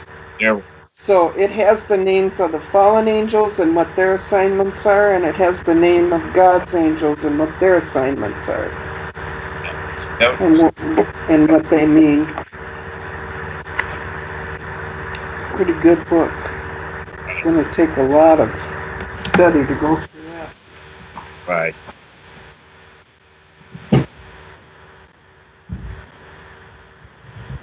Lori said she was going to come up to my dad in Indiana. She's in. And you're breaking up really bad. Am I? There you go. She's going to come to Indiana and what? No, she's in southern part of Indiana. She's I'm down here in Indy. I'm in the middle. Okay. But she wants to go. Well, you tell the story, Laura. You want to go up to the highest point of here in Indiana. Yeah, I'd like to visit that. But I'm coming up to Anderson. I know soon to visit the mounds that are up there in Anderson. We'll see people. But I was going to holler at Vaughn so we can meet up and have dinner or lunch or something while I'm up there. Are you up there also? No, I'm in Minnesota. Land of the freeze. Yeah. Actually, we had our first frost yesterday, I think it was, or night before last. So it's coming your way. I can't wait. I like winter. I hate winter. Every winter I say, what am I still doing in this place? It's 57 degrees right here, right now. And this morning, it was actually colder in Arkansas than it was here in Indiana. Well, it was colder in New Mexico, too, than it was here in Minnesota, which is a good indication that things have shifted. Cold weather sure has taken a dive south. So I don't know if that's going to mean there's going to be a lot of snow south. Actually, they can have it. They're predicting a lot of snow this winter. Well, I think personally we're going into a mini ice age, and I agree with that. And things are going to shift, and my son said he wanted to move south this winter, and I said, you can go south if you want, but I think it's going to be warmer here. Because it's all changing. Well, the sun patterns and all of that are indicative of that. So, Mm-hmm. Yep. all right. In what you open your eyes to see. Amen. Okay, so Angus lured Tippy out, and now they're both gone. So, and it's after 10 o'clock. I'm going to shut the show down, and I appreciate you guys for listening. You guys know the end drill. Love, peace, and cookies. We'll see you guys later.